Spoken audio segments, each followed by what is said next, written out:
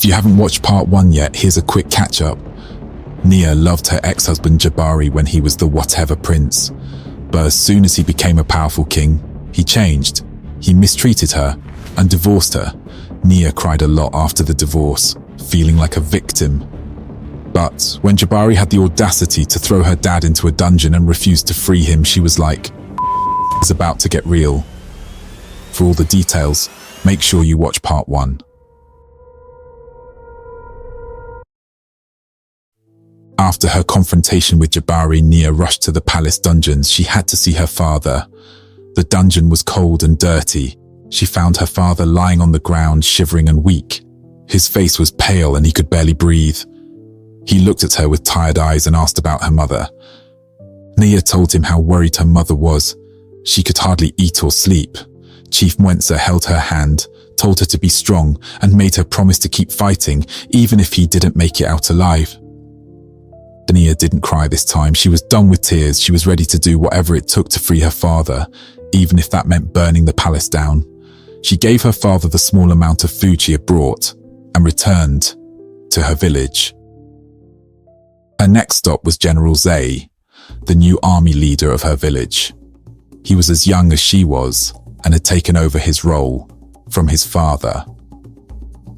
Their families had always been close, and Nia knew if anyone would help her, it would be Zaye. He was strong, smart, loyal, and a skilled fighter. When she reached his home, Zaye was shocked to see how much Nia had changed. He'd heard about her struggles, but hadn't expected her to look so worn out. Nia told him everything, how Jabari had treated her, how her father was suffering, and her plans to bring Jabari down. Zaye agreed to help her, but warned that they couldn't do it alone. "We need allies," he said. "And you need to be in better shape. No one will follow a weak leader." Nia took his words seriously and threw herself into training. Every day she worked on her sword skills and archery. She ran, climbed, and pushed herself to lose the weight she'd gained from months of sadness. Zaye trained with her, pushing her limits, but always with a kind smile and words of encouragement. The two of them trained from morning until night. Nia got stronger and sharper. After months of intense training, she was in the best shape of her life, both physically and mentally. She was ready to take on Jabari. Once she was ready, Nia and Zaye traveled from village to village, searching for allies. They went to places where her father had friends, hoping someone would join their fight. But most people refused. Some feared Jabari's power, while others accused Nia of being motivated by revenge.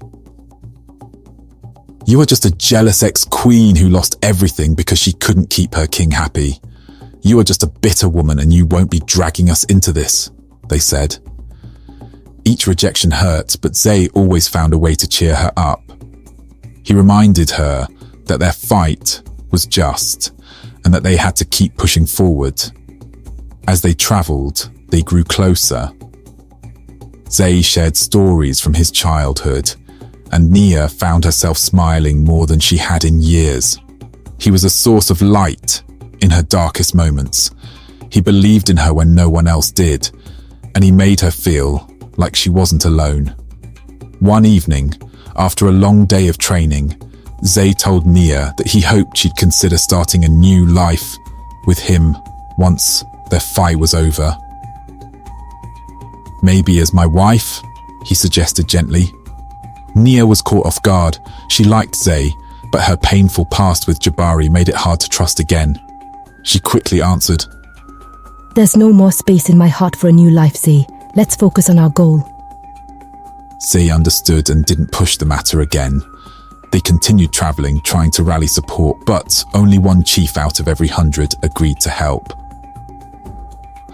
Word of Nia's plans eventually reached Jabari. He sent soldiers with a letter, threatening that if she didn't stop, he would unalive her father.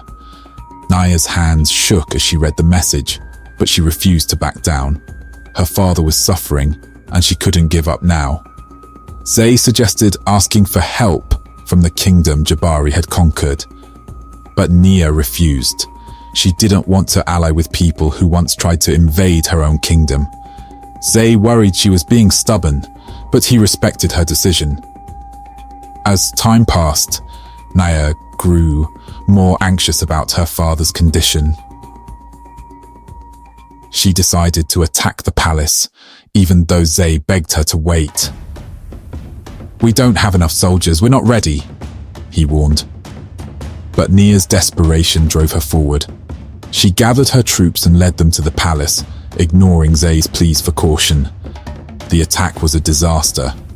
Jabari's soldiers were prepared, and their forces easily overpowered Nia's small army. In the chaos, Nia found herself surrounded.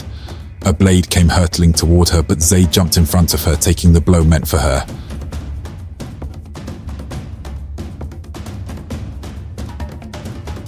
Nia watched in horror as Zaye fell to the ground, bleeding. Some of her remaining soldiers helped her place Zaye on a horse, and they fled the battlefield. When they reached safety, Nia tried to stop the bleeding, but it was too late. With his last breath, Zaye whispered, "I'm sorry I can't stay longer to protect you, but keep fighting, Nia. Don't give up." Then, he was gone. Nia was devastated. She had lost her closest ally and her only friend. It was her fault for not listening. She had rushed into battle out of anger, and now she had lost Zaye and half her already small army.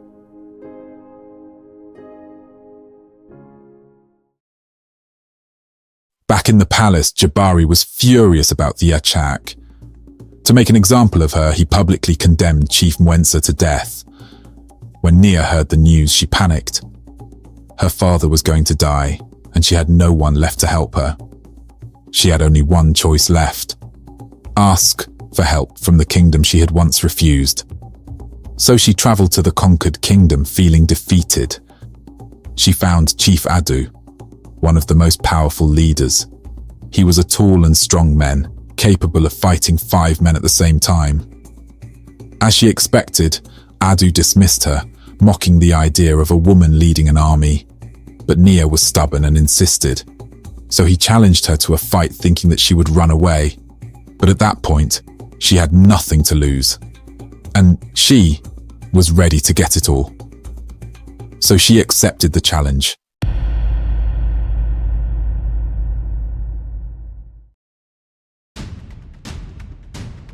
They fought in front of the entire village. Adu thought he could easily overpower her, but Nia's training with Zaye gave her an advantage.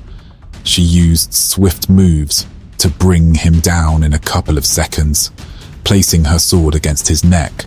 The villagers were shocked, and Adu was ashamed, but he still wasn't willing to follow her. "You fight well, but you're still just a woman.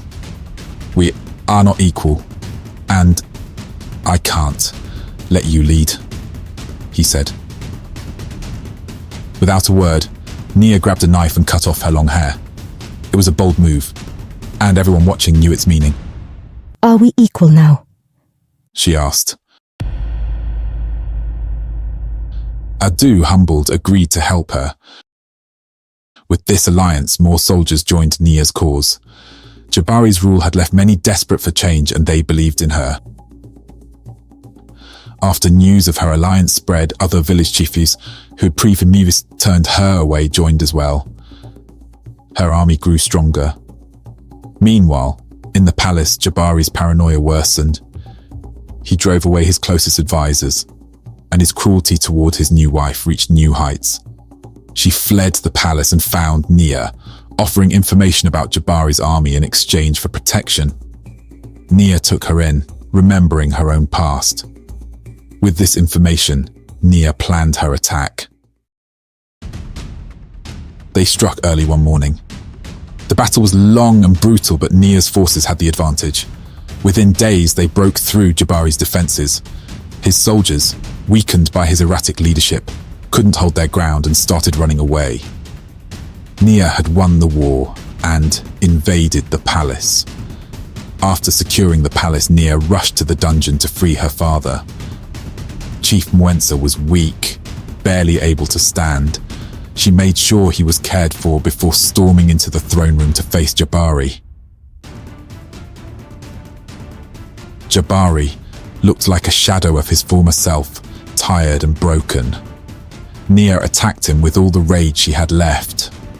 Jabari, never a strong fighter, quickly fell, seriously injured on his chest. Nia cornered him, her sword at his throat, but then Jabari started screaming, "Let me tell you something, let me tell you something, wait, please let me tell you something." She replied with a lot of rage, These will be your last words, so choose them carefully. Jabari was gasping between sentences when he said this. "Nia, you probably know that my mum left this world while giving birth to me.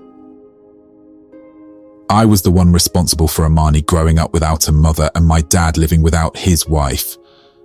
No one ever made me feel responsible for this, but I couldn't remove that from my head.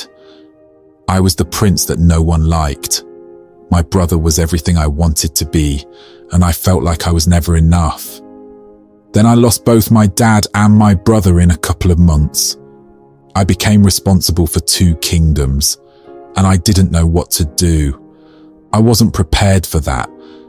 Having you next to me was a blessing at first, but it quickly became a curse. I realized that you were better than me as a queen. You are smarter, a better fighter, much more resilient and compassionate. And once again, I felt like I was in someone else's shadow.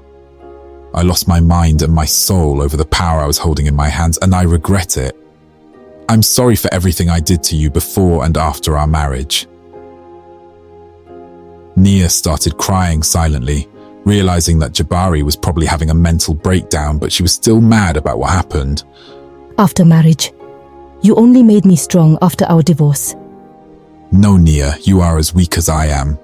You told me that power changed me, but your thirst for revenge changed you too. You became just like me. You lost Zaye and sacrificed the lives of countless people for your own interests." Nia realized the truth in his words. Her desire for vengeance had cost many lives. She had lost her way. "Can you please hug me one last time?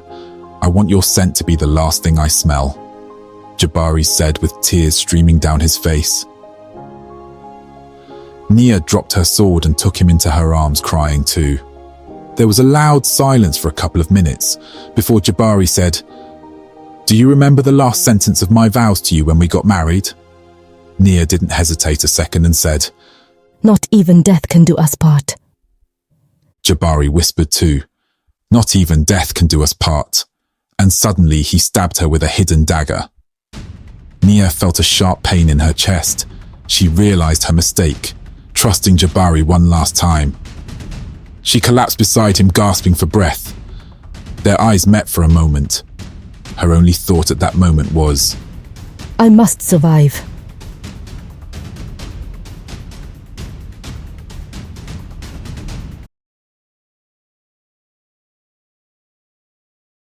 Hello, tale lovers, it's Zakiya here. Thank you so much for your support, it means the world to us. If you haven't seen part 1 yet, make sure you check it out. You won't want to miss the beginning of this epic tale. Now, I've got a question for you. Since you have seen both parts, which storytelling style did you enjoy more? Did you prefer Mia's voice from part 1? Or did my style in this part capture your imagination better? Let us know in the comments. We'd love to hear your thoughts. And as always, don't forget to like, share, and subscribe. Until next time, take care and keep the stories alive. Underneath the stars, everything feels right.